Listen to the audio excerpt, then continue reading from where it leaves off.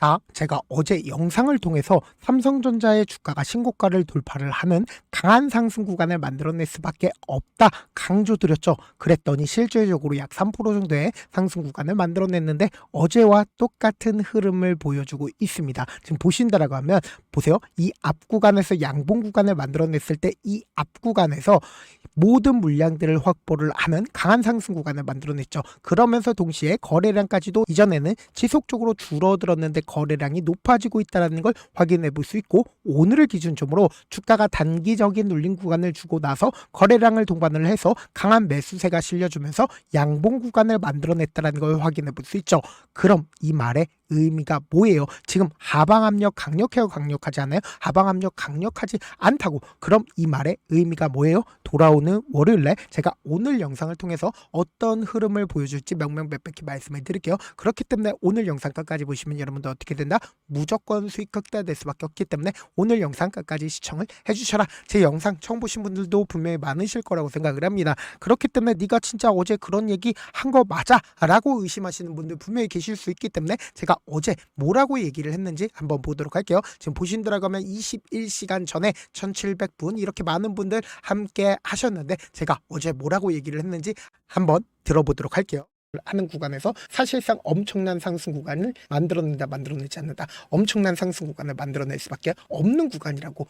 네, 이렇게 딱 말씀을 드리고 나서 실질적으로 약 3% 정도의 상승 구간을 만들어냈는데 지금의 구간도 사실상 양봉 구간이 강하게 설정을 하면서 유의미한 매수세 실려줬다 실려주지 않았다, 유의미한 매수세가 실려줬다고 보세요. 오늘을 기준점으로 보신다라고 하면 가장 적극적으로 매수를 한 주체가 누구예요? 바로 골드만삭스인 걸 확인해 볼 수 있죠. 근데 우리가 여기서 명확하게 가지고 가야 되는 부분이 오늘 JP모건의 일부분의 매도세 나와줬다 나와주지 않았다, 일부분의 매도세가 나와줬다는 걸 확인해 볼 수 있는데 우리가 왜 JP모건에 대해서 적극적으로 바라봐야 되냐 보세요. 1월 13일을 기준점으로 오늘을 기준점으로 얼마만큼의 매도세가 나와줬다? 35만 주의 매도세가 나와줬는데 제가 지금 이 상승 구간을 만들어내고 있는 주체가 누구예요? 바로 한국투자증권인 걸 확인해 볼 수 있다고. 근데 곰곰이 한번 생각을 해보세요. JP모건 입장에서는 지금의 구간에서 딱히 매도세가 나와주지 않고 있는 가장 큰 이유가 뭘까요?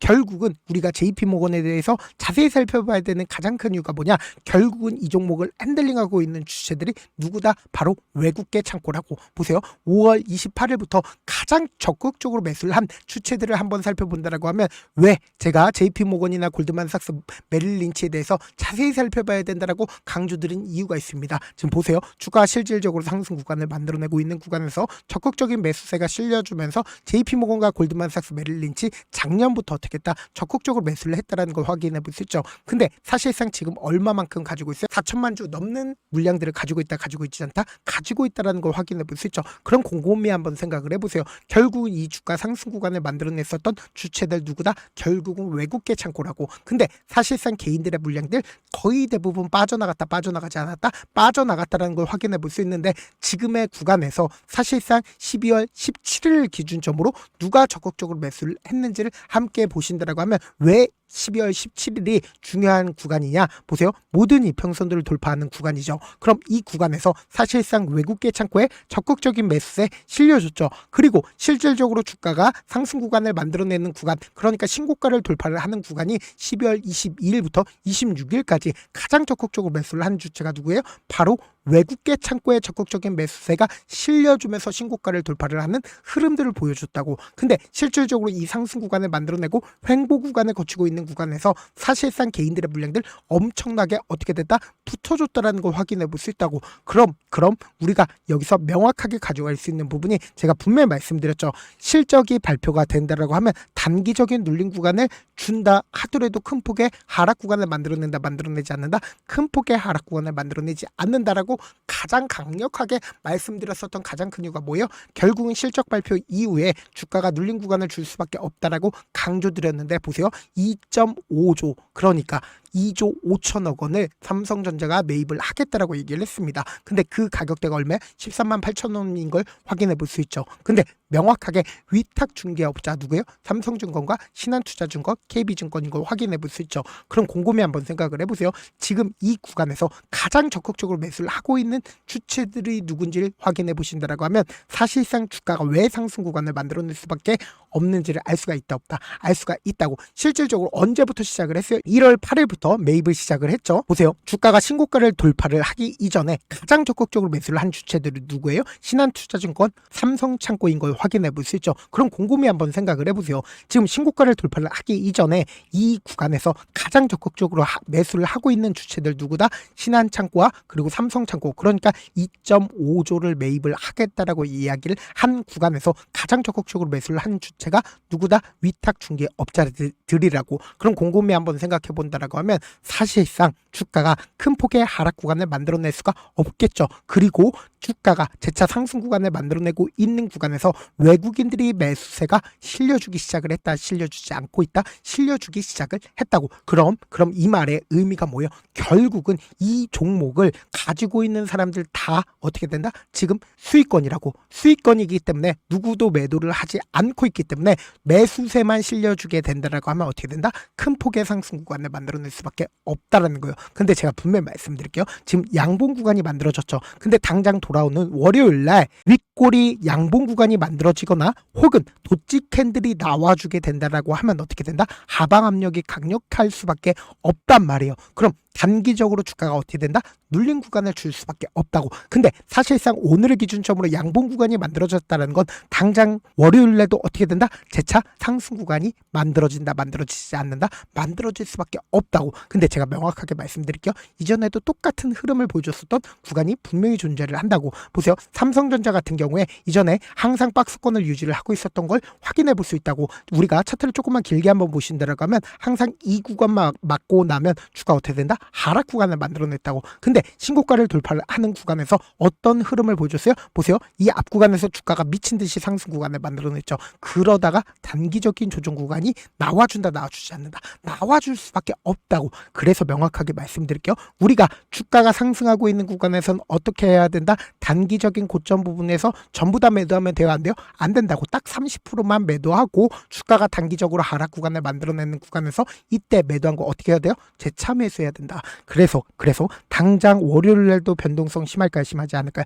심하게 나와줄 수밖에 없다고. 그래서 제가 조금 귀찮더라도 제 개인 휴대폰 번호를 남겨놓을 테니까 이 번호로 간단하게 삼성이라고 문자 한 통 남겨놓으시면 여러분들이 얼마에 매수를 해야 되는지 그리고 얼마에 매도를 해야 되는지 매수 타점이나 매도 타점 공유를 해드릴 건데 지금 너무나도 변동성 심하게 나와줄 수밖에 없기 때문에 제가 실시간으로 체크를 해드릴 거고, 동시에 제가 분명히 말씀드렸어요.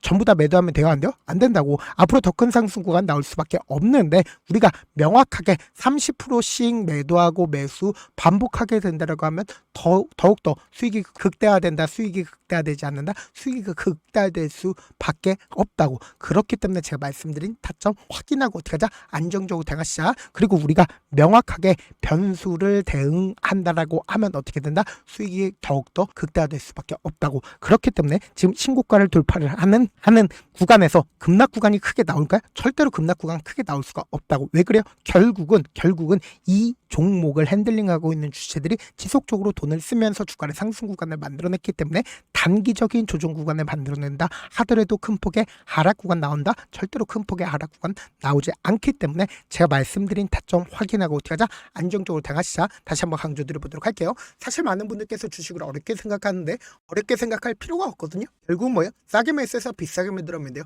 이렇게 쉬운 결론이 있는데도 우리가 하지 못하는 이유가 뭐예요? 매수를 할지 매도를 할지 명확한 계획과 근거를 가지고 그리고 중심을 잡고 매매를 하지 못하기 때문이죠. 그래서 매매를 할 때 중심 없이 매매를 하다 보니까 어때요? 올라간다고 매수 넣고 3% 약수일 때 매도, 아니면 사놓고 계속 떨어지면 그냥 두시잖아.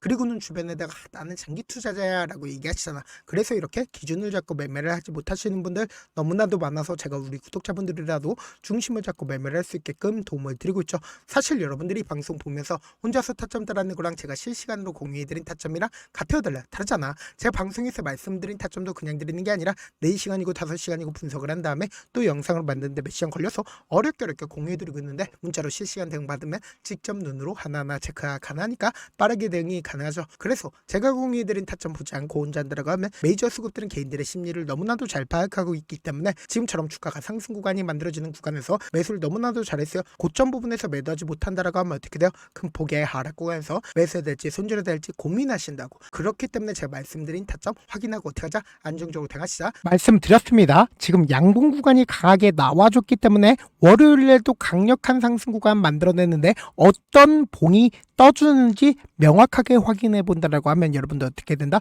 더욱더 수익 극대화될 수 있기 때문에 제가 말씀드린 타점 어떻게 하자? 확인하고 안정적으로 대응하시라고. 지금 너무나도 중요한 구간에 있기 때문에 실시간으로 제가 하나하나 체크를 해드리고 있으니까 타점 확인하고 안정적으로 대응하시라. 다시 한번 강조드려보도록 할게요.